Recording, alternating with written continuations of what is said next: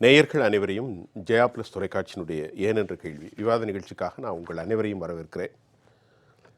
இந்நிகழ்ச்சியில் துறை சார்ந்த ஆளுமைகளுடைய எண்ண ஓட்டங்களை இன்றைய தலைப்பில் மிக விரிவாக விவாதிப்பதற்காக நாம் இப்போ அமர்ந்திருக்கிறோம். அந்த அடிப்படையில் இன்றைக்கி முக்கியமாக நாம் பேச போகிற தலைப்பு, இது ஒரு தேசிய அரசியல் தலைப்பு. கொள்கையில் சமரசம் கொண்ட என்டிஏ அரசு ராகுல் காந்தியின் கருத்து ஏற்புடையதா, இதை ரொம்ப முக்கியமாக பேச போகிறோம்.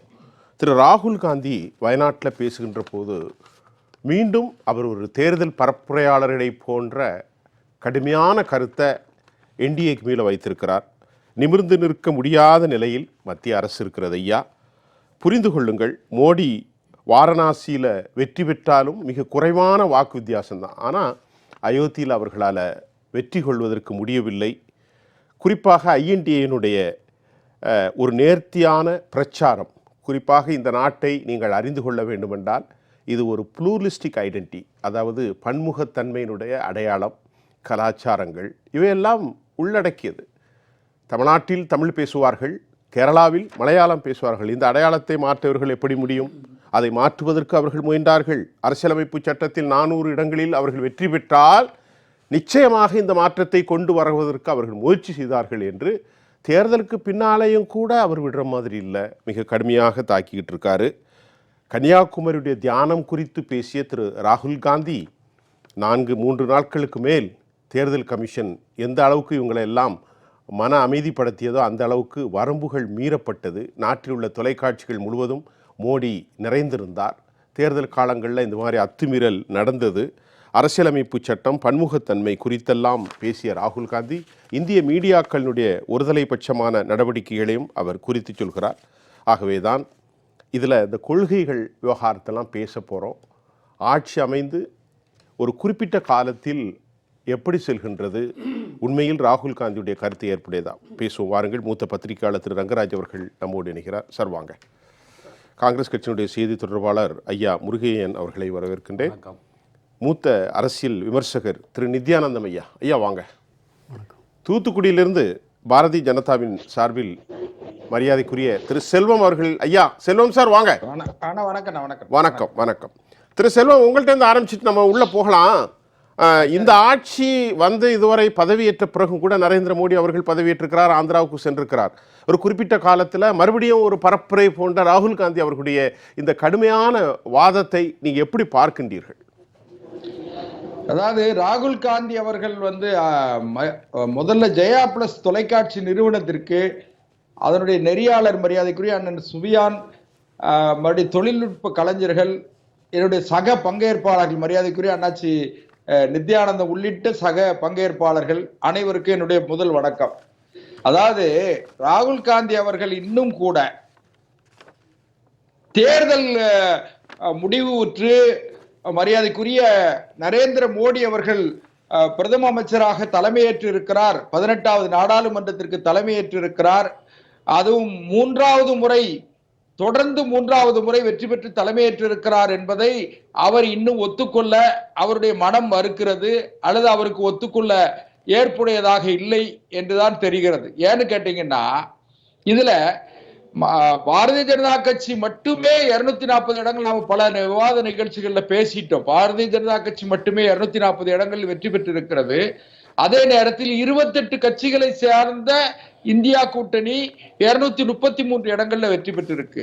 இன்றைக்கு பாரதிய ஜனதா கட்சி குறைந்த எண்ணிக்கையிலான கூட்டணி நண்பர்களை வைத்து 300க்கும் மேற்பட்ட இடங்களோடு ஆட்சி அதிகாரத்தில் அமர்ந்திருக்கிறது.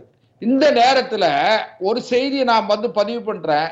இது கூட்டணி அரசு என்பதிலே மாறுபட்ட கருத்து இல்லை. அதே நேரத்துல கொள்கை சமரசம் செய்த அரசு என்று யாரும் நினைக்க வேண்டாம். ஏன்னு கேட்டீங்கன்னா, இதுல காமன் மினிமம், அதாவது காமன் மினிமம் புரோகிராமோ காமன் மினிமம் அஜெண்டாவோ கிடையாது. இது பாரதிய ஜனதா கட்சி எந்த கொள்கை சமரசமும் செய்யவில்லை. இந்த கூட்டணியை கட்டமைக்கிற பொழுது கூட நாங்கள் பாரதிய ஜனதா கட்சியினுடைய எலெக்ஷன் மேனிபெஸ்டோ, அதாவது பாரதிய ஜனதா கட்சியினுடைய தேர்தல் கொள்கை திட்டத்தை மக்களிடம் அறிவிக்கிற பொழுது கூட, நாங்கள் ஆட்சிக்கு வந்தால் பொது சிவில் சட்டம் நிறைவேற்றப்படும் என்று சொன்னார்கள். ஒரே நாடு ஒரே தேர்தல் என்பதை நாங்கள் அறிவிப்போம் என்று சொன்னார். தேர்தல் முடிவுக்கு பிறகு கூட நாங்கள் அறிவித்த தேர்தல் அறிக்கையில் அறிவித்த எலெக்ஷன் மேனிபெஸ்டோல சொன்ன விஷயங்களை நாங்கள் எல்லோரும் கூடி பேசி கன்சென்சஸோட, அதாவது ஒப்புதலை பெற்று, கூட்டணி கட்சிகளுடைய ஒப்புதலை பெற்று நாங்கள் நிறைவேற்றுவோம் என்றுதான் சொல்லுகிற மரியாதைக்குரிய மோடி அவர்கள் சொன்னார்களே தவிர எந்த இடத்திலையும் காம்ப்ரமைஸ் ஆகிறதோ அல்லது எங்களுடைய நிலைப்பாடுகளை மாற்றிக்கொள்ளவோ நாங்கள் இல்லை. இதை முதல்ல தெரிஞ்சுக்கணும். அதனால காங்கிரஸ் கட்சி கூட ஒரு சின்ன காங்கிரஸ் கட்சி கூட தனித்து 99 இடம் வெற்றி பெறல. இன்றைக்கு தமிழ்நாட்டில் கூட நீங்க பாத்தீங்கன்னு சொன்னா தமிழ்நாடு, பாண்டிச்சேரி உள்ளிட்ட 10 இடங்கள்ல திமுக கூட்டணியில் நின்று வெற்றி பெற்றிருக்கிறார்கள். அதே போலவே அங்க உத்தரப்பிரதேசத்துல ஒரு 11 இடங்களை சமாஜ்வாடி கட்சியினுடைய தயவால் வெற்றி பெற்றிருக்கிறார்கள். இப்படி காங்கிரஸ் கட்சி பெரிய வளர்ச்சி அடைந்து விட்டதாகவோ மிகப்பெரிய வெற்றி பெற்று விட்டதாகவோ யாராவது சொன்னால் நான் அதை என்னை பொறுத்தவரையில் அது ஏற்புடையதல்ல. திரு செல்வம், காங்கிரஸ் கட்சி வளர்ச்சி அடையுது இல்லைங்கிறது இல்ல. இப்ப இந்தியாவில் உள்ள செப்பாலஜிஸ்ட்லாம் நாங்க தொடர்ந்து பார்த்தோம் என்ன நடக்குது அப்படின்ட்டு. நானும் கிட்டத்தட்ட ஒரு 5 மாதமாக இதை குறித்து பேசிக்கிட்டே இருக்கோம், பார்த்து கொண்டே இருக்கோம். இதயமாக இருந்தது உத்தரப்பிரதேசம். அந்த உத்தரப்பிரதேசத்தில் 43 இடங்களை நீங்கள் இழந்திருக்கீங்க. 16 இடங்களில் மிக மிக குறைவான வாக்குகளில், அதுவும் பிஜேபிக்கு எதிராக அங்கே போட்டிட்டு இருந்த பிஎஸ்பியுடைய வாக்குகளால் தோற்றுருக்குறாங்க 2000 ஓட்டில். 8 இடங்களில் 2000, 4000 இதெல்லாம் வந்து மற்றவங்க போகிற மாதிரி 150 நான் சொல்ல மாட்டேன், 8 இடங்கள்ல தான் சொல்லுவேன். இப்படிப்பட்ட ஒரு தோல்வி, ராம பக்தர்களாக கூடிய இடம், அங்கேயே உங்களுக்கான இழப்பீடு இல்லை. அப்புறம் நீங்க என்ன காங்கிரஸ் வளரலன்னு சொல்றீங்க? அதை எப்படி பார்க்கணும்னு இல்ல, மரியாதைக்குரிய மூத்த நெறியாளர் அண்ணன் சுபியான் அவர்களுக்கு ஒரு வேண்டுகோள் என்னன்னா, சொல்லுங்க. அங்கே மிக ஆட்சி அதிகாரத்திலே இருந்த சமாஜ்வாடி கட்சியும் ஆட்சி அதிகாரத்திலே இருந்த இந்தியா முழுக்க பரவலாக செல்வாக்கு பெற்றிருக்கிற, குறைந்தபட்ச ஆதரவை செல்வாக்கை பெற்றிருக்கிற காங்கிரஸ் கட்சியும் கூட்டணியில் இருந்த காரணத்தால் வெற்றி பெற்றிருக்காங்க. அதை நீங்க முதல்ல கவனிக்கணும். அதாவது சமாஜ்வாடி கட்சியும் தனிச்சு வெற்றி பெறல, காங்கிரஸ் கட்சியும் அதிக இடத்துல வெற்றி பெறல, பாரதிய ஜனதா கட்சியும் முற்று முழுவதுமாக தோற்கடிக்கப்படல. நாங்களும் 33 இடங்கள்ல நாங்க வெற்றி பெற்றிருக்கோம். அதனால என்ன கேட்டீங்கன்னா, இதுல கூட்டணிகள் வெற்றி பெற்றிருக்கிறது. கூட்டணி கட்சிகளுடைய பலம் ஒருவருக்கொருவர், அவருடைய பலம் சில அதாவது மகாராஷ்டிரா போன்ற மாநிலங்கள்ல, உத்தரப்பிரதேசம் போன்ற மாநிலங்கள்ல எங்களுக்கு தோல்வி ஏற்படுவதற்கு காரணம் அவர்கள் அமைத்த கூட்டணி. அதுதான். இது நீங்க இன்னொரு விஷயத்தையும் யோசிங்களா. நான் என்ன கேக்குறேன் செல்வம் சார், இல்ல அவங்க காங்கிரஸோடு மட்டும்தான் கூட்டணி, பிஎஸ்பி தனித்து இருந்துச்சு. நீங்க ராஷ்டிரிய லோக்தள் தந்திரிக் கட்சி, அதாவது ஆர்எல்டி, ராஜ்பாருடைய கட்சி, நிஷாந்த் அமைப்புகள், இது அல்லாம அப்னாதல், இவ்வளவு கூட்டணியை வச்சுட்டு நீங்க நின்னீங்களே, அப்ப நீங்க ஜெயிக்க முடியல. நீங்க ஒரு மூத்த நெறியாளர், நான் மூத்த நெறியாளரோ இளைய நெறியாளர் ஐயா வந்து ஒரு பெரிய வாக்கு வங்கி இருக்கிற அரசியல் கட்சி கிடையாது. ஒரு 4 தொகுதியில வந்து அவங்க வெற்றியை தீர்மானிக்க கூடிய அளவில குறைந்தபட்ச வாக்கு சதவீதம் வைத்திருக்கிறவர்கள். அஜித் சிங்குடைய பேரன் நினைக்க, சரி, ஆமா, அது வந்து கேளுங்க, சரண் சிங்குடைய பேரன் சௌத்ரி கேளுங்க, சௌத்ரி சரண் சிங்கோட பேரன். சில குறிப்பிட்ட தொகுதிகள்ல, ஒரு 2-3 தொகுதிகள்ல அவங்களால வெற்றியை தீர்மானிக்க முடியுமே தவிர ஒட்டுமொத்த உத்தரப்பிரதேசத்தில் இருக்கிற 80 தொகுதிகளிலும் அவர்களால் ஆதிக்கம் செலுத்த முடியாது, வெற்றி தோல்வியை தீர்மானிக்க முடியாது. அதனால நீங்க என்ன கேட்கணும், ஒரிசாவுடைய வெற்றியை ஏற்றுக்கொள்ள மறுக்கிறீர்கள்? போலவே பீகாருடைய வெற்றியை நீங்க ஒத்துக்கிடணுமா இல்லையா? டெல்லியோட வெற்றியை நீங்க ஒத்துக்கிடணுமா இல்லையா? நாங்கள் உத்தரப்பிரதேசத்துடைய தோல்வியை தலைவணங்கி ஏற்றுக்கொள்கிறோம். அதே நேரத்தில் டெல்லியில 7க்கு 7 நாங்கள் வெற்றி பெற்றிருக்கிறோமே, அதையே ஒத்துக்கொள்ள மறுக்கிறீர்கள். மறுக்க மாட்டோம். யார் மறுத்தா? செல்வம் சார் மறுக்கல, அதெல்லாம் மறுக்கல. ஒடிசாவுல ஒரு 1/4 நூற்றாண்டு கால ஆட்சியை, நவீன் பட்நாயக்கருடைய 1/4 நூற்றாண்டு கால ஆட்சியை நாங்கள் மாற்றிவிட்டு அங்கே பாரதிய ஜனதா கட்சி ஆட்சி அமைத்திருக்கிறது, மாநிலத்திலேயும் ஆட்சி அமைத்திருக்கிறது, நாடாளுமன்றத்திலும் நாங்கள் வெற்றி பெற்று இருக்கிறோம். சரி, நீங்க செல்வம் சார், முதல் கட்ட கருத்து நீங்க நான் நிறைய எடுத்திருக்கேன். ஒரு 7 நிமிடம் சிறப்பாக பேசியிருக்கீங்க. அதுல விவாதத்தை திறக்கப்புறம் இன்னும் 2 முறை உங்கள்கிட்ட நான் வருவேன் சார். சொல்லுங்க. சரி சார், ஊபியில ராமர் கோயிலை கட்டி திறந்து விட்டால் 70-80 இடங்களும் எங்களுக்கு சொந்தம்னு மார்தட்டி கொண்டவர்கள் அவர்கள். சரி, இன்னைக்கு வந்து அவரோட கூட்டு சேர்ந்தாரு, இவரோட கூட்டு சேர்ந்து இந்த இடம் ஜெயிச்சிருக்காங்கன்னா அப்ப இவங்க மட்டும் தனியா நின்னாங்க. இவங்க 240 இடம் தனியா பிஜேபி மட்டும் நின்று இந்தியா முழுவதும் வந்துட்டாங்களா? இல்ல கூட்டணி சொல்லக்கூடாது.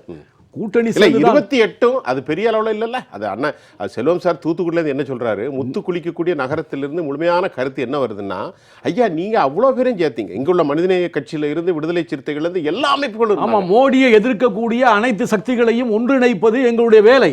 அதை நாங்கள் சரியாக செய்தோம். தோத்து போனீங்க இல்லையா? நான் ஒன்னும் தோத்து பெரிய தோல்வி இல்ல சார். அவங்க ஆட்சி பிடிச்சிட்டாங்கல்ல. ரைட், நான் அதை ஒன்னும் மறுக்கல. அதான் சொல்றாரு. அதை நான் மறுக்கல.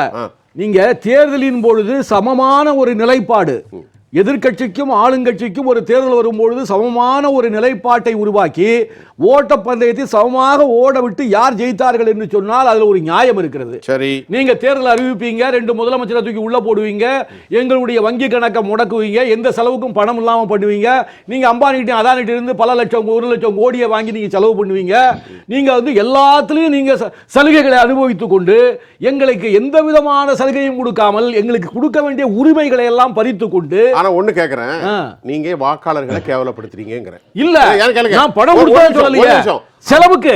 அம்பானியும் ஆதானியும் ஏழை மக்கள் எப்படி ஓட்டு போட்டான் உத்தரப்பிரதேசத்துல? உங்களுக்கு அவங்க அம்பானி ஆதானிட்ட துட்டு கொடுத்தானா? இல்ல, சமாஜ்வாடிக்கும் காங்கிரஸுக்கும் எப்படி ஐயா ஓட்டு போட்டாங்க? எங்களுக்கு செலவு, நான் மக்களுக்கு பணம் கொடுத்ததா சொல்லல. எங்களுக்கு உரிய செலவுகளை, தேர்தல் பிரச்சாரத்துக்கு வேண்டிய செலவுகளை எங்களுக்கு கொடுக்கிறது கூட வாய்ப்பு இல்லாமல் எங்கள் வங்கி கணக்கை முடக்கி 2 மாநில முதலமைச்சர்களை நீங்க உள்ளே தூக்கி சிறையில் வைத்து அவர்களுடைய முழுமையான பிரச்சாரத்தை செய்ய விடாமல் தடுத்து இப்படியெல்லாம் ஒரு சமமான நிலை கொடுக்காமல் தேர்தலை சந்தித்து நாங்கள் 235 இடங்கள் நாங்க பிடிச்சிருக்கிறோம் இல்லீங்களா? அதனால வந்து இது வந்து இப்பொழுது அது விமர்சனம் பண்ணக்கூடாது. நாங்க எதிர்கட்சியில எல்லாரும் இந்தியா கூட்டணின்னு சேர்ந்து நிக்கிறத நீங்க தான் பாத்தீங்கல்ல. அப்ப நீங்க மட்டும் பண்ண சந்திரபாபு நாயுடு இல்லாம ஆந்திராவில் ஜெயிச்சு வந்திருக்கீங்களா? இல்ல அங்க வந்து பீகார்ல வந்து அது மாதிரி நிதிஷ்குமார் இல்லாம ஜெயிச்சு வந்திருக்கீங்களா? அதை நீங்க பேசக்கூடாது. இப்போ உங்க கூட்டணியை நாங்க ஏத்துக்கிட்டோம். மகாராஷ்டிரால சிண்டே அஜித் பவார். ஆமா, எங்க கூட்டணியை வந்து நீங்களும் ஏத்துக்கிட்டு தான் ஆகணும்.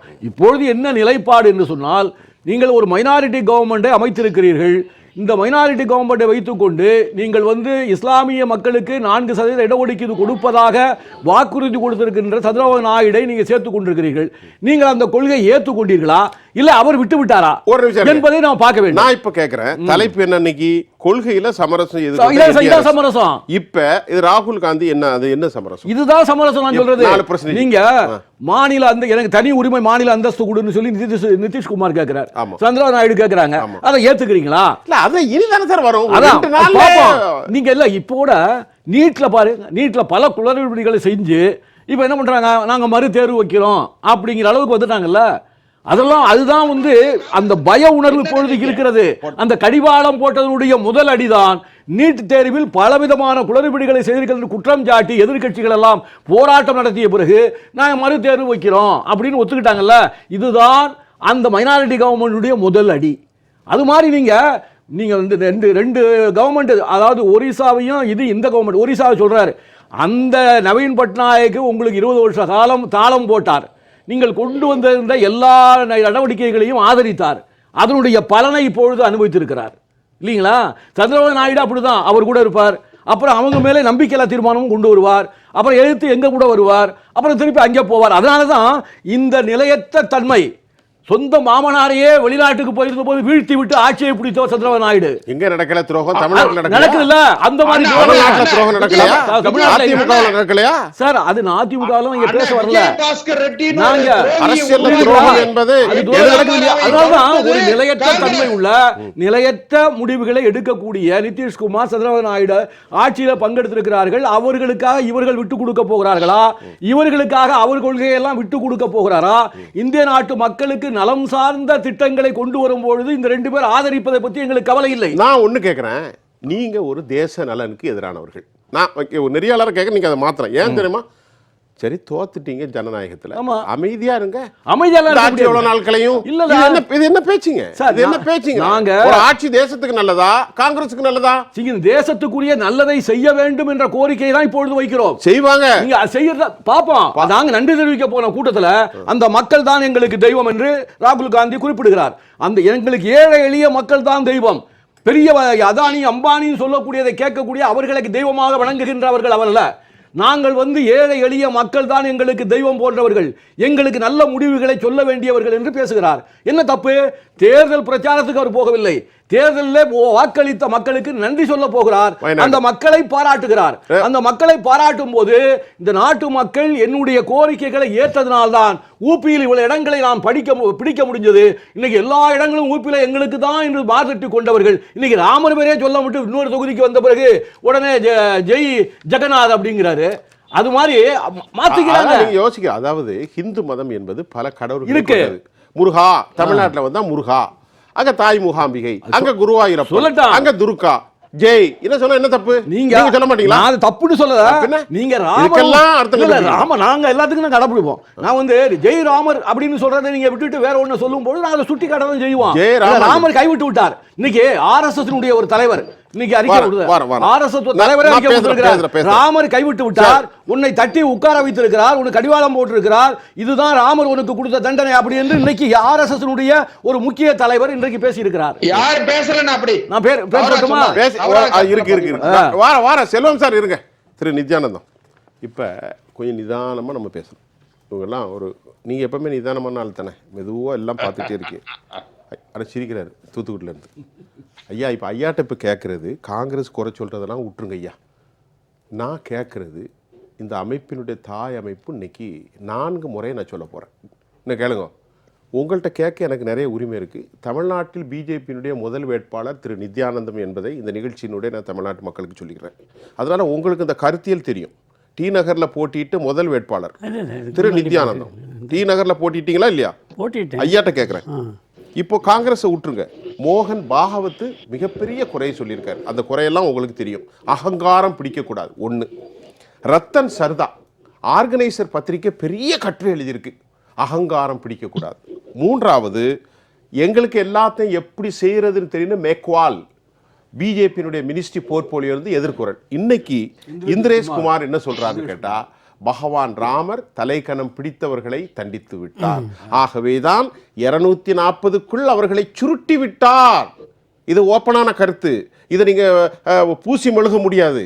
இப்படியே மோதல் நடக்கிறது. ஆனால் இன்றைக்கு தமிழ்நாட்டுடைய பத்திரிகை என்ன சொல்லுது? பிஜேபி ஆதரவு பத்திரிகை, யூபியில யோகியை சந்திக்க போகிறார்கள் ஆர்எஸ்எஸ் தலைவர்கள். அப்ப நம்ம என்ன முடிவுக்கு வர வேண்டியிருக்கு?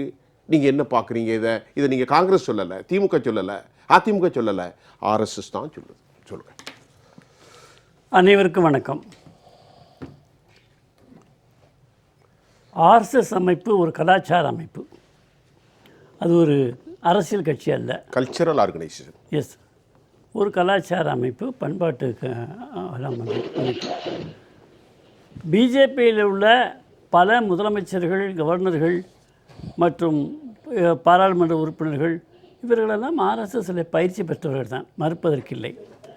ஆர்எஸ்எஸ்ஸை மதிப்பவர்கள், தங்களுடைய தாய் வீடு என்று சொல்லக்கூடியவர்கள். 2 முறை மோடி அவர்கள் பெரும்பான்மை பெற்றார். மோடி அவர்கள் என்று சொன்னால் பாரதிய ஜனதா கட்சி என்று நம்ம சொல்லலாம். ஆனால் அது 2 முறையும் கூட மோடி அவர்களுடைய தலைமையிலே ஆட்சி இருந்தது. பெரும்பான்மையாக பாஜக இருந்தும் தோளோடு தோள் கொடுத்து நின்ற தங்களுடைய அணியிலே இருக்கக்கூடிய சிறிய கட்சிகளுக்கும் சிறிய எண்ணிக்கையிலே இடங்களை பெற்ற கட்சிகளுக்கும் மோடி அவர்கள் அமைச்சர் பதவியை கொடுத்து அலங்கரித்தார். இது 2014 நடந்தது, 2019 நடந்தது, இப்பொழுது 2024 நடந்திருக்கிறது. ஆக இந்த 3 மட்டுமல்ல, வாஜ்பாய் ஆட்சி கூட, அது பாரதிய ஜனதா கட்சி ஆட்சி கிடையாது, என்டிஏ ஆட்சி. எனவே தேசிய ஜனநாயக கூட்டணியுடைய ஆட்சி தான் வாஜ்பாயினுடைய ஆட்சியும், இப்பொழுது 3ஆம் முறையாக வந்திருக்கக்கூடிய 3 முறையும் மோடியுடைய ஆட்சியும் தேசிய ஜனநாயக கூட்டணி ஆட்சி. ஒரே ஒரு வேறுபாடு, நம்முடைய மோடி அவர்கள் 2014 19 பாரதிய ஜனதா கட்சி தனிப்பெரும்பான்மை பெற்றது. அதனால் தனிப்பெரும்பான்மை நாம் பெற்றுவிட்டோமே, இவர்கள் துணை நமக்கு தேவையில்லையே என்று இவர்களை ஒதுக்கி ஆட்சியை நடத்தியிருக்கலாம். மெஜாரிட்டி இருக்கோம் இல்லையா, நடத்தியிருக்கலாம். அது தமிழ்நாட்டு கலாச்சாரம், திராவிட கலாச்சாரம். ஜெயலலிதா அம்மையார் அவர்கள் 5 ஆண்டுகள் தொடர்ந்து மைனாரிட்டி அரசு என்று கருணாநிதி அவர்களை சொன்னார்கள். 96 இடங்களை கொண்ட கருணாநிதியினுடைய திராவிட முன்னேற்றக் கழகம் இந்த நாட்டை ஆண்டது. அந்த கூட்டணி கட்சிகள் எல்லாம் கொத்தடிமைகளாக இருந்தார்களே தவிர அவர்களுக்கு வேண்டும் என்று கேட்பதற்கு கூட அவர்களுக்கு நாதி கிடையாது, முதுகெலும்பு கிடையாது. 2006லேருந்து 11 வரைக்கும். ஆமாம், முதுகெலும்பு கிடையாது, கேட்பதற்கான நாதியும் கிடையாது.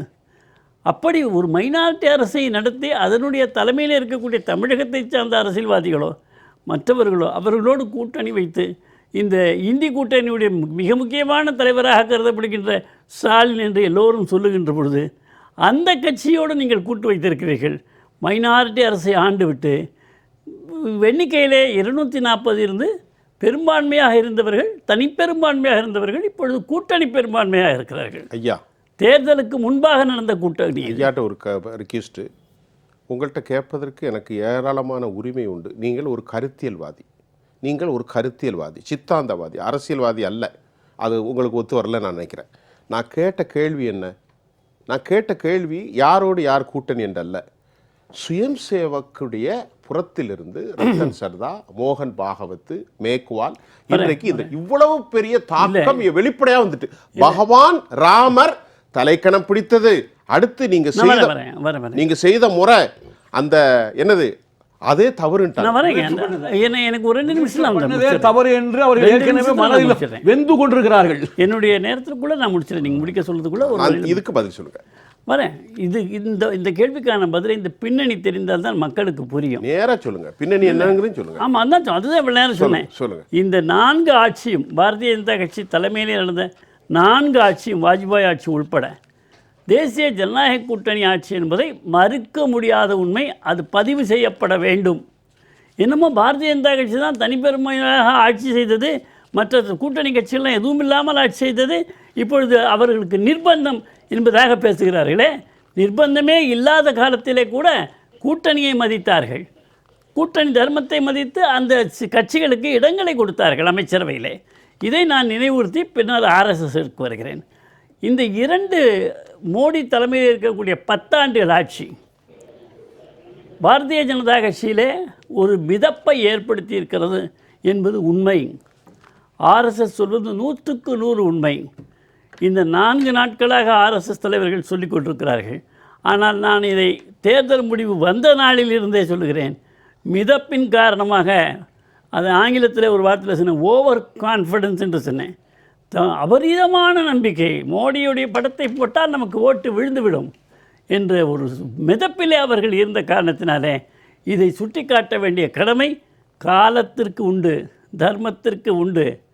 எனவே ஆடாதடா மனிதா என்று சொல்வார்களே, அப்படி நீங்கள் போடுகின்ற ஆட்டம் கூடுதலாக ஆகின்ற பொழுது, அது மோடியாக இருந்தாலும் நித்யானந்தமாக இருந்தாலும் அந்த கூடுதல் ஆட்டத்தை இயற்கை தாங்காது.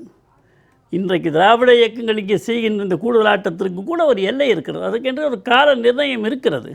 அது நாம் காணத்தான் போகிறோம் 26. அதனால் இவர்கள் மிதப்பிலே இருந்தார்கள். நாங்கள் தான் வெற்றி பெறுவோம் என்று சொன்னார்கள். அப்படி நம்பினார்கள், சொன்னது மட்டும் இல்லை, நம்பினார்கள்.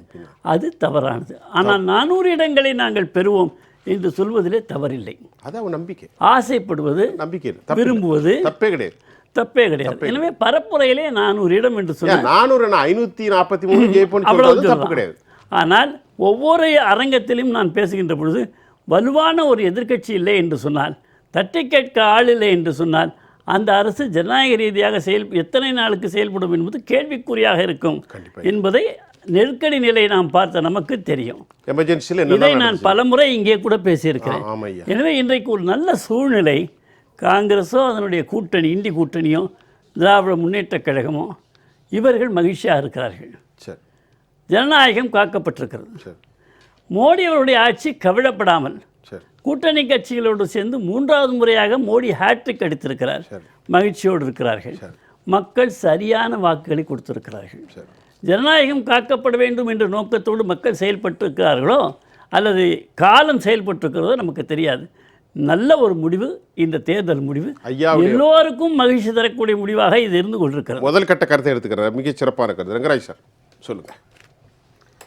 இப்போ நம்முடைய தலைப்பில் விவாதத்திற்கும்ல அதுதான் கேள்வி உங்களுக்கு. அதான் இல்லை, இப்போது திரு செல்வம் சொன்னார், அவங்க நல்ல பலத்தை கூட்டணி அமைச்சிட்டாங்க, நாங்கள் அமைக்கலை, அதுதான் பொருள். அப்படி தான், அதனால் எண்ணிக்கை குறைஞ்சி போச்சுன்றாங்க. கூட்டணி ஏற்கனவே பீகாரில் பலத்த கூட்டணி தான், அதனால் வெற்றி பெற்றதுன்னு சொல்லலாம் ஜனதாதள் யுனைடெட். அப்புறம் லோக்ஜன் சக்தி பார்ட்டி, சிராக் பாஸ்வானோட பார்ட்டி, மாஞ்சி நான் இந்துஸ்தான் அவாமி மோர்ச்சா, குஷ்வாஹா இப்படி 5-6 கட்சிகளோட கூட்டணி, பவர்ஃபுல் கூட்டணி வச்சுருக்காங்க பீகாரில். அதனால் அந்த வெற்றியும் பெற்றாங்க அப்படின்னு சொல்லலாம். அதே போல் மகாராஷ்டிராவில் அந்த கூட்டணிக்கு என்ன குறை? சீஃப் மினிஸ்டர் ஏக்நாத் ஷிண்டே சிவசேனா உடைச்சிட்டு சீஃப் மினிஸ்டராக இருக்கார். அப்புறம் என்சிபி அஜித் பவார் கட்சியை உடைச்சி அவங்களும் வந்து ஆட்சியில் இருக்காங்க. அப்போ இருக்கும்போது ஒரு பலமான கூட்டணி, அவங்களும் ஏராளமான இடங்கள் போட்டிட்டு சில இடத்துல வெற்றி பெற்றாங்க, சில இடத்துல தோற்றுறாங்க. கர்நாடகாவில் பலமான கூட்டணி தானே ஜனதாதள் எஸ்சி, அதனால தான் அதிக இடங்கள் ஜெயிச்சான்னு சொல்லலாம். ஜனதாதள் எஸ்சி இப்போ தேர்தல் வச்சா ஜனதாதள் எஸ்சி எவ்வளோ வாக்குகள் பெறும்னு சொல்ல முடியாது. ஏன்னா நாளுக்கு நாள் இருக்கிற கான்ட்ரவர்சி பார்த்தீங்கன்னா ரேவனா கான்ட்ரவர்சி, அடுத்தது இப்போ எடியூரப்பாவுக்கு கைது வாரண்ட்டு, அவர் கோர்ட்டு ஸ்டே பண்ணால் கூட அந்த வாரண்ட்டுன்னு ஒன்று இருக்குது, நான் பெயிலபிள் வாரண்ட் இஷ்யூ ஆயிருக்கு. அவர் போஸ்கோ கேஸில் அரெஸ்ட் ஆக வேண்டியவர். இப்போது இந்த பிஜேபியில் முக்கியமான தலைவர் அவர், ஜேடிஎஸில் ரேவண்ணா, இதெல்லாம் பார்க்கும்போது கர்நாடகாவில் அந்த முதல் ஃபேஸில் அந்த ஜேடிஎஸ் தொகுதியெல்லாம் முடிஞ்சதுனால அந்த பாதிப்பு, ரேவண்ணா பாதிப்பு அது வரல, அதனால் அவன் தப்பிச்சான்னு சொல்லலாம். அப்படி பார்த்தா தமிழ்நாட்டில் 8-9 கட்சிகள் கூட்டணி. யார் கூட்டணி கட்சிகள்? பாஜகவோட பாமக, தமாக, தமிழக முன்னேற்ற முன்னணி, ஜான் பண்ணின கட்சி, ஐஜேகே, என்ஜேபி, ஏஎம்எம்கே, ஓபிஎஸ் தலைமையில் ஒரு அதிமுக, தேவநாதன் அவர் ஒரு கட்சி, இப்படி 9-10 கட்சிகளோட சேர்ந்து தான் இன்னும் கூட்டணி நின்று இருக்காங்க. ஆமாம். அப்போது அந்த இதே போல் பல மாநிலங்களில் நீங்கள் பார்த்தீங்கன்னா கூட்டணி வச்சுருக்காங்க. அப்போது யூபிலையும் பீகார்லேயும் எல்லா மாநிலங்களும் கூட்டணி வச்சு தான் இருக்காங்க. அதனோட பலன் அவங்களுக்கு கிடச்சிருக்கு. பாரதிய ஜனதா கட்சி 240 இடங்கள் ஜெயிச்சாங்கன்னா எல்லாமே வந்து அவங்களுடைய சொந்த வாக்குகள் அல்ல. எல்லாம் தெளிவாக புரிஞ்சுக்கணும். கூட்டணி கட்சிகளோட வாக்குகள் எல்லா இடத்துலையும் இருக்குது, தமிழ்நாட்டும் உட்பட. தமிழ்நாட்டில் அவங்க வாக்குகள் பெற்றாங்கன்னா அதில் பாமக ஓட்டும் இருக்குது. இதன் அன்னப்பறவையாக தனியாக பிஜேபி ஓட்டும் பிரிக்க முடியாது, கட்சிகள் ஓட்டுன்னு பிரித்து காட்டுறதுக்கு எல்லா ஓட்டும் கலந்து தான் இருக்குது. யாரோட ஓட்டு யாருக்கு அப்படின்னு நம்ம சொல்ல முடியாது. திரு ரங்கராஜ், முக்கியமாக நான் சில கேள்விகளை மக்களுக்கு உங்கள்கிட்ட தான் கேட்க முடியும். 2 கேள்வி கேட்க வேண்டியிருக்கு. இந்த ஆட்சியில் பலம் எது, பலவீனம் எது? தற்போது நிலை ஒரு குறிப்பிட்ட செட்டன் ஆயிட்டு, ஒரு அன்சர்டினிட்டிஸில் ஒரு விசித்திரமான ஒரு பலம் எது, பலவீனம் எது? நல்ல கேள்வி. அதுதான் நானும் வரலான்னு இருந்தேன். அதுக்கு முன்னால் நீங்களே முதிக்கிட்டீங்க. சுருக்கமாக கேட்டேன். சுருக்கமா? நான் 5-6 பாயிண்ட் சொல்கிறேன், எல்லாமே இல்லை. நான் என்னுடைய கேள்வி சுருக்கமாக, அதெல்லாம் சுருக்கமாக தான் சொல்கிறேன். இப்போது ஆங்கிலத்தில் ஒரு பழமை உண்டு, don't put all the eggs into one basket. கண்டிப்பாக. ஒரு முட்டை அழுகி போச்சுன்னா கூட மற்ற முட்டைகள் பாதிக்கப்படும். கண்டிப்பாக. அதனால் பிஜேபி செய்த என்ன தவறுன்னு சொன்னால் எல்லா முட்டையும் மோடி என்ற பேஸ்கெட்டுக்குள்ளே போட்டுட்டாங்க. அதுதான் மோடியோட இமேஜ். இப்போ மோடி வந்து என்னென்னா கட்சியில் பல பேர் ஆமோதிக்கிறாங்க, மதிக்கிறாங்க, என்ன பண்ணால் is vote gathering instrument. Indira Gandhi காங்கிரஸ்க்கு எப்படி ஓட் கேதரிங் இன்ஸ்ட்ருமெண்ட், அவங்க பேர் சொல்லி வாக்குகள் வாங்குறாங்க. அதுமாதிரி பல இடத்துல மோடி பேர் சொல்லி வாங்குறனா அத்தனை வாக்குன்னு சொல்ல, ஒரு 5%, 10% தான் வாக்குகள் கூட வருது மோடினால். எல்லாம் சொல்கிற மாதிரி கிடையாது. பாஜகன்னு ஒரு அமைப்பு இருக்குது, 25-30% வாங்குறாங்க, கூடுதலாக ஒரு 5-6-7% தனிப்பட்ட மோடினால கூட அந்த வாக்குகள் சேரலாம். ஒரு தனி மனிதருடைய வாக்குகள் அப்படி தான் கூட வரும். ஆனால் நீங்கள் ஒரு கட்டத்துக்கு மேல் ஒரு அசட்டே வந்து லைபிலிட்டி ஆக வாய்ப்பு இருக்குது.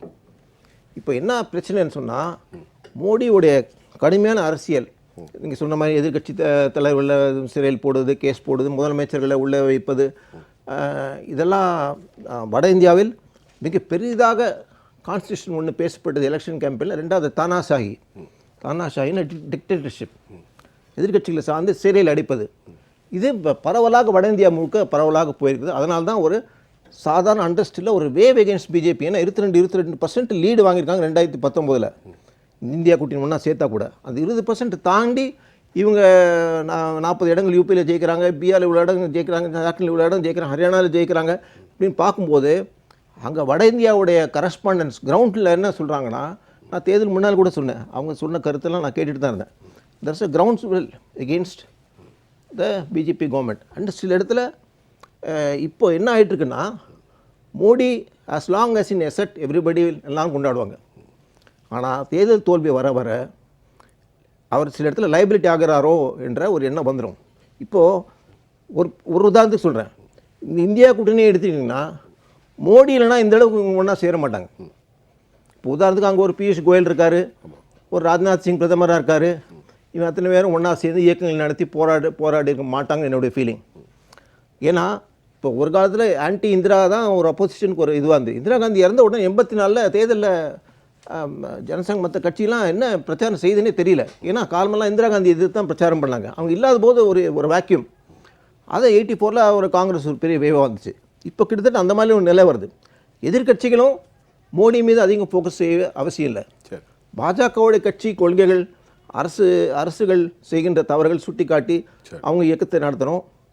பாஜகவும் தன்னுடைய சாதனைகளை கொண்டு ஆட்சியின் நல்லது கெட்டதை வைத்துக்கொண்டு எதிர்கட்சிகள் என்ன சொல்கிறார்கள், பத்திரிகைகள் என்ன சொல்கிறார்கள், அதை வைத்து ஃபீட்பேக் வைத்துக்கொண்டு திருத்தங்கள் செய்ய வேண்டும். அதுதான் அவங்களும் நல்லது. இப்போ ரங்கராஜ், இப்போ நம்ம பலம் எது பலவீனம் எதுன்னு கொஞ்சம் போகிறது தான் கணிக்க முடியும், அப்படி தானே? இப்போ பலம் என்றது மெல்ல மெல்ல பலவீனம் ஆகிட்டு இருக்கு. இதுதான் நம்ம பார்க்குறோம். இப்போது ரொம்ப முக்கியமான சுவாரஸ்யமான விஷயம் நடந்திருக்கு. இது தேர்தலுக்கு முன்னால் அது பேசப்பட்டது. ஆர்எஸ்எஸ் உடைய அறிக்கைகள் பேச்சுக்கள் இது கொஞ்சம் தேர்தலுக்கு முன்னால் வந்தால் பாரதிய ஜனதா கட்சிக்கு நன்மை கொடுத்துருக்கலாம். ஏன்னா அவங்க 6 மாதம் 8 மாதத்துக்கு முன்னாலேயே ஒரு 2-3 வருஷமாக ஒரு ட்ரெண்டு தெரியுது. ஆர்எஸ்எஸ் பல நண்பர்கள் எனக்கு தெரியும். ஆர்எஸ்எஸ் என்பது ஒரு சித்தாந்த வழியான ஒரு இயக்கம். தனிநபர் வழிபாடு, தனிநபர் துதி பாடல் நடக்காது. பர்சனாலிட்டி கல்ட் இதெல்லாம் அங்கே கிடையாது, நடக்காது. ஒரு எந்த ஆர்எஸ்எஸ்னும் தன்னை காரியகர்த்தான்னு சொன்னால் அவர் வந்து அந்த ரூமை பெருக்குனா கூட பெருக்குவார். அதான் போய் டீ கொண்டானா அவர் கொண்டு வருவார். அந்த மாதிரி ஒரு ஒர்க் போர்ஸ் இல்லை. அதில் வந்து நம்ம மோடி ஐயாவுடைய கடந்த கால படங்களும் கூட அவர் அப்படி இல்லை. அது நான் ஆரம்ப வாழ்க்கை பின்னால் மிடில் டேர்ம் எண்டு டேர்மில் வந்து இருக்கிற வந்து இந்த காங்கிரஸ் பிஜேபிக்கு என்ன ப்ராப்ளம்னா அது இன்னொரு காங்கிரஸாக மாறிட்டுது. வெளிப்படையாக சொல்லணும்னா அவன் இந்த anxiety to replace the Congress as a stable party, number 1 party இந்த கண்ட்ரி, மாஸ் பேஸ் பார்ட்டியாக ஆகிறாங்க. மாஸ் பேஸ் பார்ட்டி ஆகும்போது கிரிமினல் கேஸ் இருக்கிறவங்க, வழிப்பறி கொலை செய்தவங்க, ரேப் சார்ஜு, எல்லா விதமான ஒஃபென்ஸ் செய்தவங்களும் இதை ஒரு பார்ட்டியில் சேர்ந்துட்டு இந்த பார்ட்டி கார்டு வச்சுக்கிட்டு நாளைக்கு போலீஸை வந்து சொல்கிறது, ஆட்சியாளர்கிட்ட வந்து மிரட்டுறது, இந்த பிரச்சனைகள்லாம் கூடவே வரும். இந்த anxiety to show larger numbers. இப்போ இந்த கிரிமினலைசேஷன் ஆஃப் த பார்ட்டின்றது வந்துருச்சு உள்ள. இப்போது பதவி தேடி வராங்க, அந்த பதவி சுகங்கள் தேடி வராங்க. கொடுக்கலன்னா ஆன்டியா ஒர்க் பண்ணி ரிபல் கேண்டிடேட்டெல்லாம் இப்போ நம்ம பார்க்குறோம். பிஜேபிலாம் முன்னெல்லாம் அதெல்லாம் கிடையாது. ரிபல் கேண்டிடேட்லாம் பார்க்குறோம். அந்த பார்ட்டி வந்து 2வது டோக்கனிசம், எல்லாமே கோட்டா சிஸ்டம். ஒரு எஸ்டிக்கு ஒரு போஸ்ட்டு, ஒரு சிஎம் போட்டாங்கன்னா அதுக்கு டெப்டி சிஎம் என்ன போடுறாங்க, வேறு ஜாதியை சேர்ந்து 2 பேர் போடுறாங்க. ஒரு ஆதிவாசி, வேற ஒரு பிசி, ஓபிசி, இங்கே ஒரு பிராமின். இந்த காஸ்ட் சிஸ்டம், கோட்டா சிஸ்டம் வந்து பர்பேச்சுவேட் ஆகிடுச்சு. இப்போ பிஜேபியோட எலெக்ஷன் மேனேஜ்மெண்ட்டே நீங்கள் பார்த்தீங்கன்னா எல்லாமே காஸ்ட் சிஸ்டம் தான். ஜாட்ஸ் வலுப்பெறாங்க. ஹரியானாவில் ஒரு பெரிய இயக்கமாக வருதுன்னு சொன்னால் இது காங்கிரஸ் எஸ்பி கட்சியெலாம் ஆதரிக்கிறாங்கன்னு சொன்னால் நான் ஜாட்லாம் ஒன்றா திரட்டுறாங்க. ஃபுல்லாக இந்த 1%, 2%, 4%, 6% இருக்கிற வாக்குகள் இருக்கிற சிறு கட்சிகள்லாம் காஸ்டிஸ்ட் பார்ட்டிஸு. அத்தனையும் காஸ்டிஸ்ட் பார்ட்டி தான். அந்த ஜாதி அமைப்புகள் எல்லாம் கொண்டு வந்து அவங்க ஒரு சீட்டு 2 சீட்டெல்லாம் கொண்டு வந்து நான் ஜாட் காஸ்ட் பேஸ்ட் பார்ட்டியாக பார்த்தாங்க. ஸோ அவுட் அண்ட் அவுட் பிஜேபியோட எலெக்ஷன் மேனேஜ்மெண்ட் ஃபுல்லாகவே நீங்கள் பார்த்தீங்கன்னா ஃபுல்லாமே காஸ்ட் தான். அதை ஓட்டி தான் எல்லாம் போகுது.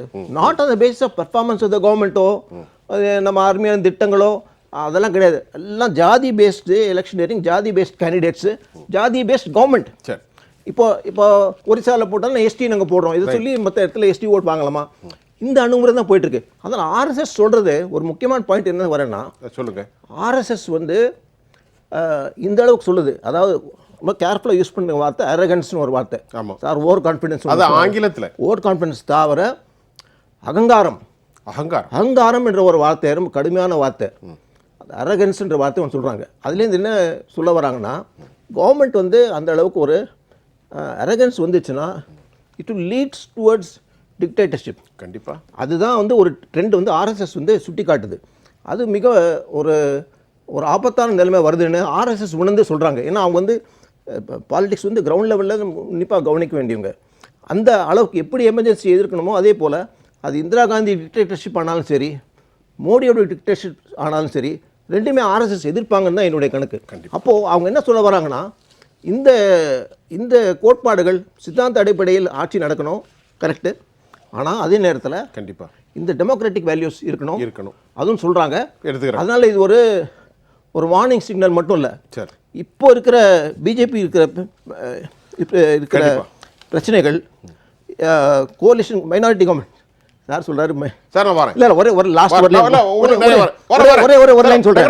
இல்ல மைனாரிட்டி கவர்மெண்ட்னு ஜெயலலிதா அவர்கள் குறை சொன்னாங்க. கரெக்ட். கருணாநிதி கவர்மெண்ட் சரி மைனாரிட்டி கவர்மெண்ட் தான் வாஜ்பாய் கவர்மெண்ட். அதுல ஏன் இப்போ மந்திரி சபையில் சேர்ந்தாங்களே சரண் சிங் கவர்மெண்ட் அதுக்கு முன்னால ஃபர்ஸ்ட் மைனாரிட்டி கவர்மெண்ட். அதுல ஏன் ஏடிஎம்கேல 2 பேர் சேர்ந்தாங்க? Minority government தெரிஞ்சோம். வாஜ்பாய் கவர்மெண்ட்ல மைனாரிட்டி கவர்மெண்ட் தெரிஞ்சு ஏன் சேர்ந்தாங்க? அதனால இந்த வாதம்லாம் வந்து சும்மா ஒரு சாக்கு போக்கு, ஏதோ ஒரு சாக்கு வச்சு கோலிஷன்ல நம்ம மந்திரி சபை கிடைக்குதா போய் சேர்றாங்க, அந்த வாய்ப்பு தர்றாங்க. தவிர எல்லா சென்ட்ரல் கவர்மெண்ட்டும் with exception of Modi government இந்த 10 வருஷமா தவிர அதுக்கு முன்னால இருந்த கவர்மெண்ட் வாஜ்பாய் கவர்மெண்ட் இருந்தாலும் சரி, நரசிம்மராவ் கவர்மெண்ட் இருந்தாலும் சரி, மன்மோகன் சிங் கவர்மெண்ட் இருந்தாலும் எல்லாமே மைனாரிட்டி கவர்மெண்ட் தான். ஆனாலும் கோலிஷன் கவர்மெண்ட் அதில் பல பேர் சேர்றாங்க. அதில் ஒன்றும் தப்பு இல்லை. இப்போ நித்யானந்த் சார் உங்களுடைய நேரம் தான், நீங்கள் ஃப்ரீயாக பேசுங்க, ஒன்றும் அவசரம் இல்லை. இப்போ அவருடைய சொன்ன விவகாரத்தில் நான் இப்போ நீங்கள் பதில் சொல்லுங்கள், நீங்கள் நினைக்கிறத சொல்லுங்கள். இப்போ இந்த மோதல் போக்கு இருக்குது பாருங்க, வெளியே இருந்து வரல. அதிமுக, திமுக, காங்கிரஸ், சமாஜ்வாடியிலேருந்து வரல, தலைமையிலிருந்து மோதல் வந்திருக்கிறது. கருத்தியல் ரீதியாக மோதல் வந்து விட்டது. இது வெளிப்புறமாக ஆகிட்டு. இட் ஷுட் பி டிரான்ஸ்பரன்ஸ் இருக்க வேண்டும் என்று நடந்திருக்கு. அது வெளிப்படையாக ஆர்எஸ்எஸ் சொல்லிட்டாங்க, கன்சீலெல்லாம் சொல்லலை, யாரை குறிக்கிறாங்க எவர் குறிக்கிறான்னு சொல்லிட்டு. ஆர்எஸ்எஸில் எப்போவுமே ஒரு தனித்துவமான நானுங்கிற அகங்காரம் இல்லை, அது நீங்களும் புரிஞ்சிருப்பீங்க. அது மோடியைத்தான் சொல்ல போகுது. இந்த உருமாற்றம் எப்படிப்பட்ட ஒரு நிலையை அடுத்தடுத்த கட்டத்துக்கு கொண்டு செல்ல போகுது? இதுதான் உங்களுக்கான கேள்வி. நீங்கள் ஃப்ரீயாக பேசுங்க. நான் மைனாரிட்டிலேருந்து வரேன். மைனாரிட்டி அரசு வேறு, கூட்டணி அரசு வேறு. கருணாநிதி நடத்தியது கூட்டணியிலே நின்று வெற்றி பெற்று மைனாரிட்டி அரசு. வாஜ்பாய் நடத்தியது கூட்டணியிலே வெற்றி பெற்று கூட்டணியின் ஆட்சி நடத்தது என்டிஏ. திமுக ஆட்சி இங்கே நடந்தது. திமுக கூட்டணி ஆட்சி அல்ல. அதில் யாரும் பார்ட்னராக இல்லை. யாரையும் யாரோடு சேர்ந்து வெற்றி பெற்றாரோ யாருடைய வாக்குகளையும் சேர்த்து வெற்றி பெற்றாரோ. எனக்கு தெரியும், பங்கு கேட்டாங்க யாரு? காங்கிரஸ் வாயை அடைச்சிட்டாங்க. திமுக காரங்க அதனால வாயை திறக்க கூடாது. டெல்லி தலைமை அந்த அளவிற்கு கூட்டணி கட்சிகளை கொத்தடிமைகளாக நடத்தினார்கள். செல்வம் சார் சிரிக்கிறார். ஆனால் வாஜ்பாய் அவர்கள் மிக தெளிவாக கூட்டணி ஆட்சி கட்சிக்கு காங்கிரஸ் அதனால மந்திரி சபையில கூட்டணி தானே மந்திரி சபையில இடம் கொடுக்கலையே. தமிழ்நாட்டில் யார் கொடுத்தாங்க? இப்போ இதுல என்ன கருணாநிதி ஆட்சியும் வாஜ்பாய் ஆட்சியும் ஒப்பிட்டு பேசுனதுனால சொல்றேன், இது கூட்டணி ஆட்சி என்று சொல்லி எல்லாருக்கும் இடம் கொடுத்தாங்க. தரல இல்ல எப்போ இல்ல திரு ரங்கராஜ் இருந்தாங்க. செல்வி ஜெயலலிதா எப்போ மைனாரிட்டி இருந்தாங்க? இல்ல செல்வி ஜெயலலிதாவுடைய ஆட்சியில எப்ப 118க்கு கீழே எப்ப ஆட்சி இருந்துச்சு? ஒரு கூட்டணியில் வெற்றி பெறும்போது இந்த அந்த கூட்டணிக்காக கருணாநிதியில இருந்து கூட சொல்றேன், ஆரம்பிக்கிறேன். அதுவும் கூட்டணி கட்சியோட ஆட்சி அமைக்கிறாங்க. முஸ்லீம் லீக் கூட இடம் கொடுத்து கிடையாது. நீங்க நான் பேசும்போது அதே கருணாநிதி அரசு அரசும் 91ல இடம் கொடுக்கல, 2001ல இடம் கொடுக்கல. எந்த கூட்டணி இடம் கொடுத்தாங்க? ஒரு நிமிஷம், மைனாரிட்டினா ஒரு நிமிஷம். திமுக 96 எடுத்தாங்க, மெஜாரிட்டிக்கு 118 தேவை. ஆனால் தனது வாழ்நாளில் எப்போதும் செல்வி ஜெயலலிதா தலைமையிலான அரசாங்கம் 118க்கு கீழே எடுத்தது எப்பவுமே கிடையாது. பிரச்சனை அதான் பிரச்சனை. அதான் சொன்னேன், மைனாரிட்டி கவர்மெண்ட் சரண் சிங் கவர்மெண்ட்ல சேர்ந்தாங்க ஏடிஎம்கே. அது சரி, அது அங்க இதுக்கும் சேர்ந்தாங்கல்ல. வாஜ்பாய் கவர்மெண்ட் மைனாரிட்டி கவர்மெண்ட்ல சேர்ந்தாங்க. இல்ல மைனாரிட்டி கவர்மெண்ட் இல்ல, நான் சொல்றேன் மைனாரிட்டி கவர்மெண்ட் குறை சொன்னா ஐயா சொல்லுங்க, நான் எங்க வேறுபடுறேன்? மைனாரிட்டி கவர்மெண்ட் குறை சொன்னீங்கன்னா மைனாரிட்டி கவர்மெண்ட்ல எப்படி சேர்ந்து அமைச்சராலாம்? அதுதான் நான் கேக்குறேன், எப்படி சேர்ந்து அமைச்சராலாம்? நான் குறை சொல்லல, உண்மையை சொல்றேன். அதாவது ஜெயலலிதா அம்மையாரோ மோடி அவர்களோ தங்களுடைய கட்சி பெரும்பான்மை அடைந்தும் கூட மோடி இடம் கொடுத்தார். ஜெயலலிதா இடம் கொடுக்கணும் கட்டாயம் கிடையாது. மோடி இடம் கொடுத்தார், இல்லைன்னு சொல்லலை. ஜெயலலிதா அம்மையார் தனக்கு பெரும்பான்மை இருக்கின்ற பொழுது எதற்காக தான் கொடுக்க வேண்டும்? ஆனால் சார்ந்து நிற்கின்றாய். திராவிட முன்னேற்ற கழகத்திற்கு பெரும்பான்மை கிடையாது சட்டமன்றத்தில். நீங்கள் உங்கள் கூட்டணியை சார்ந்து தான் இருக்கிறீர்கள். அப்படி இருக்கும்போது வெளியிலிருந்து ஆதரவு கொடுக்கக்கூடியவர்களுடைய பலத்தோடு நீங்கள் ஆட்சி செய்கின்ற பொழுது அது மைனாரிட்டி அரசு. அது மைனாரிட்டி.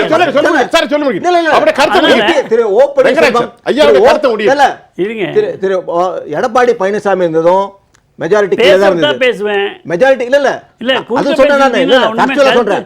கருத்து Actually சொல்றேன், இங்க முக்கியமான எடப்பாடி விஷயம் பழனிசாமி ஆட்சி இது. நடக்கும்போது மைனாரிட்டி கவர்மெண்ட் தான், மைனாரிட்டி அரசா, அது மைனாரிட்டி கவர்மெண்ட் தான், ஒரு நிமிஷம். அது ஆதரவு எல்லாம் கொடுத்தாங்க. ஆனா கூட்டணியில யாருக்கா இடம் சொல்லுங்க, கொடுத்தாங்களா? சொல்லுங்க. அவரும் கொடுக்கல. சொல்லுங்க. திரு ஓ பன்னீர்செல்வம் கொடுத்தாரா? இப்ப அந்த டாபிக் கொடுக்கல. இப்ப அந்த டாபிக் கொடுக்கல. ஒரு நிமிஷம் இருங்க சார்.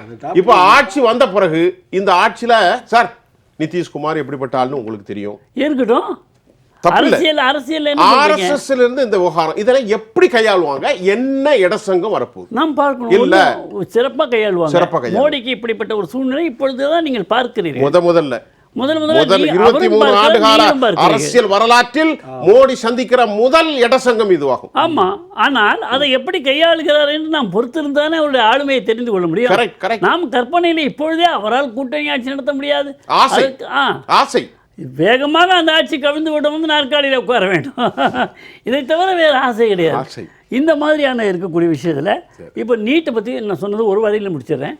நீட்டு எதிர்க்கட்சி பலமாக வந்த காரணத்தினால இந்த நீட்டுடைய குளறுபடிகள் வெளியே வந்து விட்டது.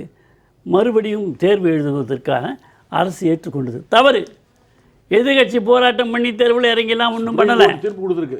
ஒன்றும் பண்ணல. நீதிமன்றம் சொல்லி இருக்கிறது. நீதிமன்றம் சொன்னதை தான் இந்த கட்சி செய்தாக வேண்டும். 1563 பேர் அதை கருணை மனு கொடுக்க கூடாது. ஒரு நிமிஷம். ஆக எதிர்க்கட்சிகள் இதில் சாதித்து விட்டதாக, நீட்ல போராட்டம் பண்ணதுக்காக மைனாரிட்டி அரசாக இருந்த காரணத்தினாலே வணங்கி விட்டதாக பரப்புரை இன்னும் செய்து கொண்டிருக்காங்க. இன்னும் தேர்தல் சூழ்நிலையிலேயே ஆனந்தப்பட்டு கொண்டிருக்கிறார்கள். மோடியை குறை சொல்லிவிட்டு அப்படி கிடையாது. நீதிமன்றம் சொல்லி தான் செய்திருக்கிறது. கல்வி அமைச்சர் எங்களுடைய விசாரணையிலே தெரிய வந்தது, அமைப்பு ரீதியாக எந்த தவறும் நடக்கவில்லை என்று தெளிவாக அவர் அறிவிச்சிருக்கிறார்கள். அது நீதிமன்றத்திலும் சொல்லப்பட்டிருக்கிறது. இது ஒரு விஷயம். இன்னொரு அதுக்கப்புறம் டெல்லியில் அரவிந்த் கெஜ்ரிவாலை கைது பண்ணதுக்கு அப்புறம் தான் 7 சீட்டு வந்திருக்கீங்க. அரவிந்த் கெஜ்ரிவாலை வெளியில விட்டு நீ வந்து பிரச்சாரம் பண்ண அப்படின்னு விட்டதுக்கு அப்புறமும் அந்த 7 சீட் வந்திருக்கு. அப்போ ஜார்க்கண்ட்ல வந்தீங்களே, ஜெயிச்சிங்களே. அருணாச்சல பிரதேஷ்ல ஜார்க்கண்ட் சொல்லுங்க, ஹேமந்த் சோரன் விவகாரத்தை, அதுலயும் பிஜேபி வெற்றி பெற்றிருக்கு. அங்கேயும் ஒரு சிம்பத்தி வரல. ஆமா, அதே மாதிரி அருணாச்சல பிரதேஷ்ல 3வது முறை வந்திருக்கிறோம். ஆமா, அருணாச்சல். ஆச்சா, தெலுங்கானாவில் இதுவரை தென் மாநிலங்களில் நமக்கு இருந்தது எங்க 4க்கு 8, கர்நாடகா மட்டும்தான் இருந்தது. கர்நாடகாவில் 28க்கு 19. வேற எங்க கேக்குறீங்க? ஆமா, நீங்க ரேவண்ணா எல்லாம் சொன்னீங்க, வேலை நடக்கல, போங்கண்ணான்ட்டாங்க. ரேவண்ணாவை தாண்டி இன்னைக்கு எடியூரப்பா போக்சோ போங்கண்ணான்னு சொல்லிட்டாங்க. எடியூரப்பா போக்சோ. ஆமா, இல்ல அதான் தப்பா சொல்றாங்க. ஐயா சொல்லி முடிக்கிட்டு. அதே மாதிரி கொஞ்சம் இருங்க, ஆந்திராவில் எண்ணிக்கை கூட்டி இருக்கிறார்கள். என்டிஏ சர்க்கார், நாயுடு சர்க்கார், அங்கே என்டிஏ சர்க்கார், புரியுதுங்களா? அதுக்கப்புறம் கேரளாவில் இதுவரை எத்தனையோ காலம் மிக சக்தி வாய்ந்த ஒரு இயக்கம் அங்கே கட்டமைப்போடு இருக்கிறது என்று சொன்னால் ஆர்எஸ்எஸ் என்று தான் சொல்வார்கள். அவ்வளவு வலுவான ஆர்எஸ்எஸ் இருக்கக்கூடிய இடத்துல ஒரு இடம் கூட நம்மால் பெற முடியவில்லை. ஆனால் இன்றைக்கு சுரேஷ் கோபி அவர்கள் திருச்சூரில் வெற்றி பெற்றிருக்கார். அவரு கொஞ்சம் ஆசை ஏன் தெரியுமா, வந்து இப்பதான் ஜெயிச்சிருக்கு, ஒரு இலாக்கா கொடுத்தா எனக்கு கேபினெட் தான் வேணும்னு கேட்டார். இல்ல மறுத்துட்டார். இல்ல அறிக்கை அது வெளியே சொல்லல. இல்ல அவர் கொடுத்துட்டாங்க, மறுத்து நான் அப்படியெல்லாம் சொல்லவில்லை, அது தவறான செய்தி என்று பத்திரிகையாளர்களை அழைத்து சொல்லிவிட்டார்கள். எனவே இங்கே தான் கற்பனைக்கு பஞ்சமா என்ன, கற்பனை போய்கொண்டே இருக்கும். வேற என்னய்யா, 5 மார்க் வாங்கினோமா 35 மார்க் வாங்கினா தட்டி கொடுப்போம். நல்லா படிச்சிருக்கா தம்பி, நான் படி 5 மார்க் 35 வாங்கினேன், 85 வாங்கிறதுக்கு ஒன்றும் கஷ்டம் இல்லை, கொஞ்சம் நல்லா படின்னு சொல்லுவோம். அப்படின்னா வாத்தியார் நான் நல்லா படிக்கிறேன் 35 வாங்கிட்டேன் அப்படின்னு பாராட்டினார் அப்படின்னு புரிஞ்சிக்க கூடாது. புரியுதுங்களா? அதே மாதிரி 99 மார்க் வாங்கினவன் 85 வாங்கிட்டா உனக்கு என்ன கேடு, நல்லா தானே படிச்சுட்டு இருந்தேன். ஆனால் நித்யானந்தையா ஒரு சின்ன பதில் சுருக்கமாக சொல்லுங்க. 400 பார் 8 பார் மோடி சர்க்கார் ஹே இதெல்லாம் சொல்லும்போது எல்லாருக்குமே ஒரு மனசுல ஒரு பெரிய சங்கடம். ஜனவரியில் எதிர்கட்சிகளுக்கு என்னடா இது 400 வந்துருவாங்களோ, அப்புறம் 370 ஓப்ரிகேஷன். ஜனவரி வரைக்கும் அப்படித்தான் இருந்தது, பிப்ரவரியில் அப்படிதான், மார்ச்சுக்கு அப்புறம் தான் களம் மாறிச்சு. இதை எப்படி பார்க்குறீங்க சுருக்கமா? அந்த அளவுக்கு ஒரு பெரிய பிம்பம் கட்டமைக்கப்பட்டது. இந்திய இன்னைக்கு ராகுல் காந்தி சொல்றாரு, இந்திய மீடியாக்கள் முழுவதும் அந்த பக்கமே இருந்தது, இருக்கும், எல்லாரும் வியாபித்திருந்தார்கள். எங்கு பார்த்தாலும் மோடி மோடி மோடி மோடி மோடி.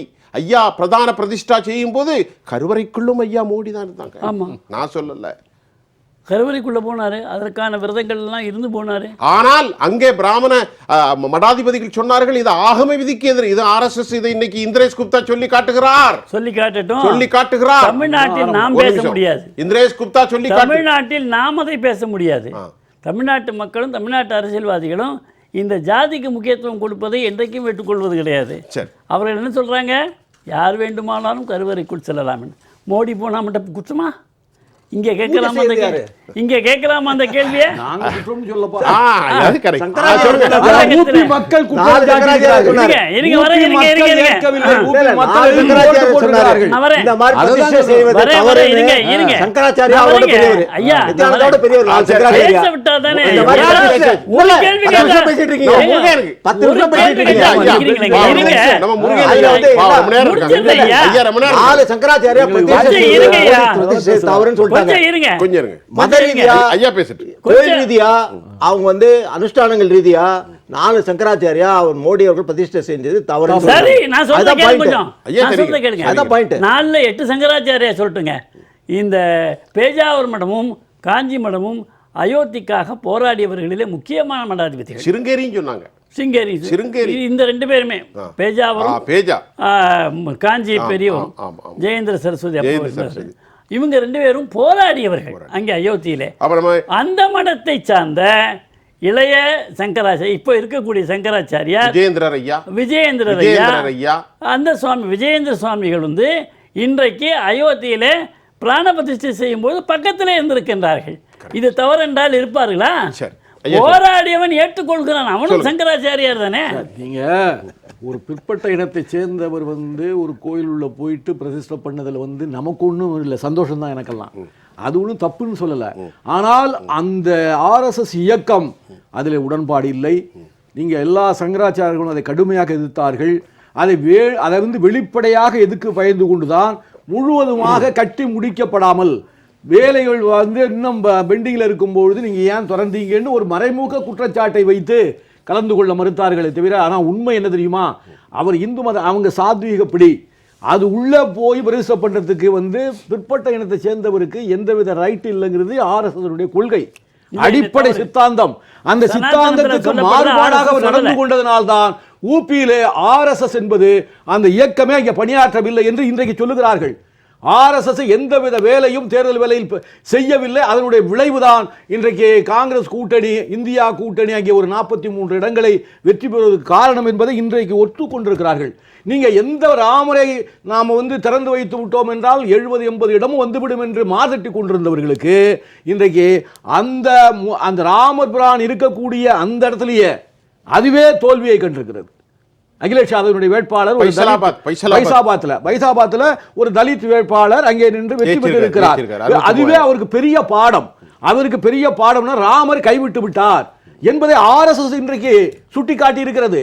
அவர் கடிவாளம் போட்டிருக்கிறது, ராமர் வந்து மோடிக்கு கடிவாளம் போட்டிருக்கிறது. தனி மனித செல்வாக்கை வைத்து, தனி மனித ஆணவம், அகந்தை, ரொம்பவும் அந்த மாதிரி குணத்தை அவர்கள் கொண்டு போனதனால்தான் அடக்கி விட்டுகிறது, ராமரை அடக்கி வைத்திருக்கிறார் என்றெல்லாம் அவர்கள் சொல்லி இருக்கிறார்கள்.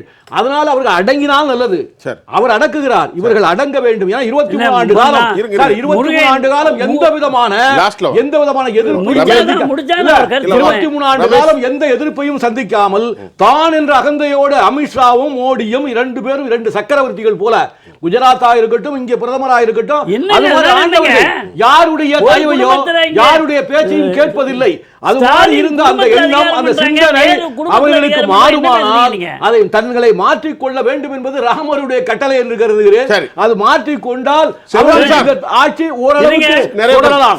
இல்லை என்றால் பழைய நிலையை முடியாது. ஒரே ஒரு சனாதனத்தில் இந்த ஜாதியை சொல்லவில்லை. பிரம்மஞானத்தை எவன் உணர்கிறானோ அவன் தான் பிராமணன். பிரம்மஞானத்தை யார் உணர்ந்தாலும் அவன் பிராமணன். ரைட். ஐயாவுடைய கருத்து சாதி சொல்லவில்லை.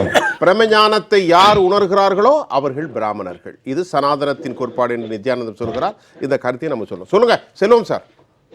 அதாவது இவங்களுக்கு வேற ஒண்ணு கிடையாது சார். தமிழ்நாட்டுல மிகப்பெரிய மக்கள் செல்வாக்கோட இவங்க எல்லாம் வெற்றி பெறல. திமுக போன முறை பெற்ற வாக்குகளை விட 6% குறைவா பெற்றிருக்கு. அதுக்கு காரணம் என்னன்னு கேட்டீங்கன்னா, திருமதி சசிகலா அம்மையார் அவர்களை தலைமையாக, அவரை தலைவராக கொண்டு கட்சியை அவர்கள் ஒருங்கிணைத்து இந்த தேர்தலை பாரதிய ஜனதா கட்சியோடு சேர்த்து ஒரு கூட்டணி வைத்து சந்தித்திருப்பார்களான 40க்கு 40 தொகுதியும் எது அதிமுக பாரதிய ஜனதா கட்சி கூட்டணி ஜெயிச்சிருக்கோம்.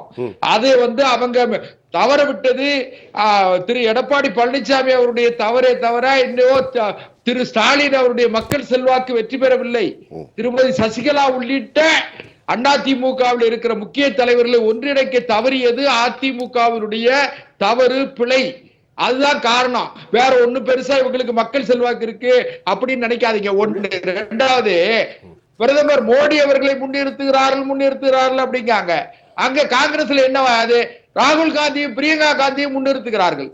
சமாஜ்வாடி பார்ட்டியில யாரு முலாயம் சிங் யாதவுடைய மகன் அகிலேஷ் யாதவ் முன்னிறுத்துறாங்க. வெஸ்ட் பெங்கால்ல யார முன்னிறுத்துறாங்க? திரிணாமுல் காங்கிரஸ் தலைவி மம்தா பானர்ஜி முன்னிறுத்துறாங்க. திமுக என்னையா ஆர்எஸ்ஆர் முன்னிறுத்துறாங்க. திரு மு.க. ஸ்டாலின் அவர்களையும் திரு உதயநிதி ஸ்டாலினையும் முன்னிறுத்துறாங்க.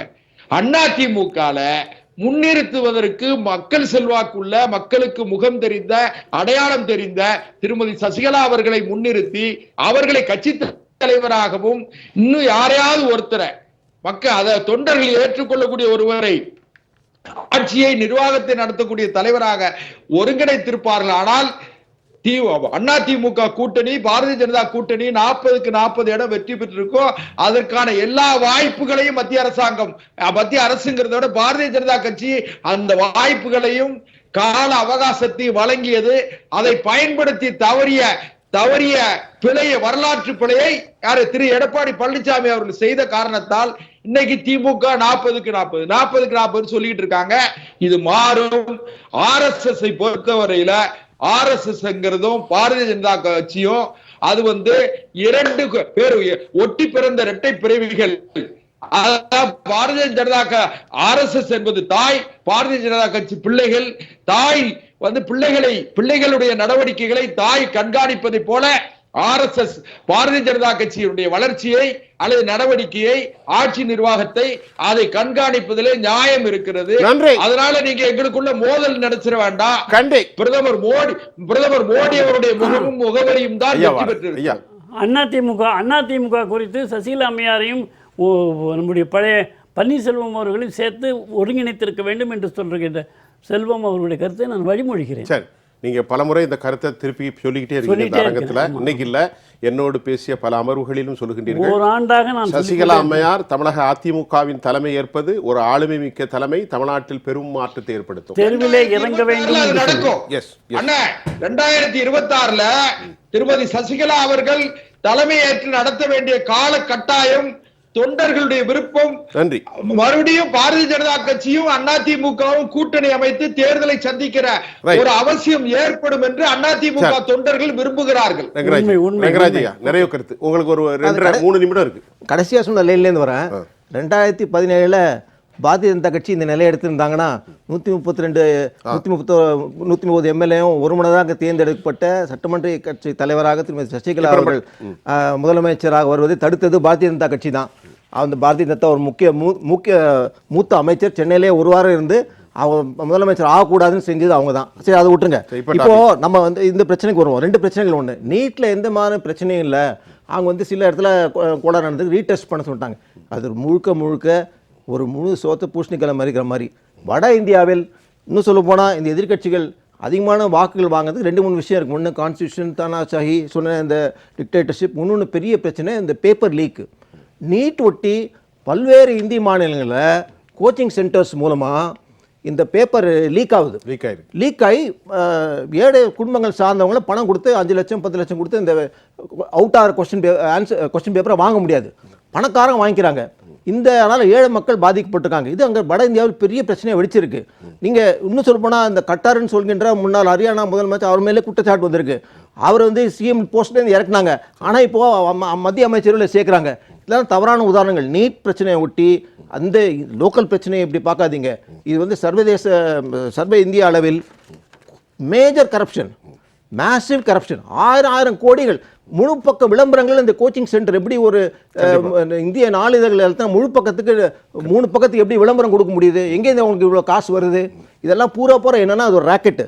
ஆட்சியில் இருக்கிறவங்களுக்கும் இந்த கோச்சிங் சென்டர் ஒரு ராக்கெட்டு, இவங்க கொஸ்டின் பேப்பர் அவுட் பண்ணிடுவாங்க. பெரிய அமௌண்ட் வந்து அரசு இருப்பவர்களுக்கு கொடுக்கப்படுது. இவர்கள் வந்து மாணவர்களுக்கு இதை கொடுக்குறாங்க, பணம் வாங்கிக்கிறாங்க. அது வந்து அங்கே அமைச்சர் சம்பந்தப்பட்ட கொடுக்குறாங்க. இது ஒரு பெரிய பெரிய ராக்கெட் நீட்டு. இதனால வந்து பெரிய பேரு பாரதிய ஜனதா கட்சி வட இந்தியா முழுவதும் இருக்குது. ரெண்டாவது, டிஸ்டிங்ஷன் வாங்குறவங்க 90 வரைக்கும் வாங்கினா 85 வாங்கினா பெரிய குறைபாடு சொல்றேன். 85 வாங்கலீங்க, 272 பாஸ் மார்க். ஆமா, 272 கீழே 240 வாங்கினது பாஸ் மார்க் கூட கீழே போயிருக்கு. இப்ப நீட்ல கொடுக்குற மாதிரி கிரேஸ் மார்க் எல்லாம் மத்த கட்சி கொடுத்த கிரேஸ் மார்க் எல்லாம் கொடுத்து அது 240 வாங்கினவங்க 272 தாண்டி வந்திருக்காங்க. அதனால கிரேஸ் மார்க் போடுமா, பாஸ் மார்க் இல்ல. பாஸ் தயவுசெய்து குறுக்கிடாதீங்க. பாஸ் மார்க் வந்து 272. பாராளுமன்ற பாஸ் மார்க், தயவு செஞ்சு நான் திரும்பி சொல்றேன், பாராளுமன்றத்துல பாஸ் மார்க்னா 272 தாண்டணும். அதுதான் பாஸ் மார்க். ஆனா அது தாண்டல, 240 தான் நின்னுருக்கு. பாஸ் மார்க் கூட கீழே வந்த கட்சி கிரேஸ் மார்க், நீட்ல கிரேஸ் மார்க் கொடுத்த மாதிரி மோஸ்ட்லி நடந்திருக்குல்ல, அந்த மாதிரி மத்த கட்சிகள் எல்லாம் கிரேஸ் மார்க் 240 270 இருக்காங்க. அதுதான் முக்கியமான விஷயம். டாபிக் ரொம்ப இன்ட்ரெஸ்டா போச்சு. நேயர்களே, இந்த தலைப்புல தமிழக அரசியல் குறித்து பேசணும். நம்முடைய ஆளுமைகள் அழகாக சொன்னார்கள். திராவிட இயக்கத்தினுடைய தலைவராக திருமதி சசிகலா அவர்கள் தலைமை பொறுப்பு ஏற்க வேண்டும் என்ற குறைகளை மாற்று முகாம்களில் வந்திருக்கிறது. அது முக்கியமான கருப்பொருள். ஆனால் இன்றைக்கு நாங்கள் பேசிய விவாதம் அது அல்ல. பேசிய விவாதம் இந்தியாவினுடைய பாரதிய ஜனதா கட்சி கொள்கை சார்ந்த விவகாரங்கள், அவர்களுக்குள்ள இருக்கக்கூடிய டிசென்டிவ் ப்ராசஸை பற்றி பேசணும். அதையும் தாண்டி தமிழ்நாட்டு மக்களின் நலனாக திருமதி சசிகலா அவர்கள் 2026 தலைமையேற்பார் என்ற செய்தியும் கூட இங்கு பரிணாமப்பட்டிருக்கு. அது ஒரு செய்தியாக உங்களுக்கு சொல்கிறேன். அதனால் இன்றைக்கி நம்ம பல விவகாரத்தை பேசணும். திரு நித்யானந்த ஐயா அவர்கள், திரு ரங்கராஜ், திரு முருகையன், எமது இணைப்பில் தூத்துக்குடியிலிருந்து அன்பிற்குரிய செல்வம், உங்கள் அனைவருக்கும் நான் உளப்பூர்வமான நன்றியை தெரிவித்துக் கொள்கிறேன். நேயர்களே, மீண்டும் மற்றொரு களத்தில் நான் உங்களை சந்திக்கின்றேன். அதுவரை உங்கள் அனைவரிடமிருந்தும் நான் உங்கள் சுஃபியான் ஜெயா பிளஸ்க்காக மீண்டும் நன்றி சந்திக்கின்றேன். வணக்கம்.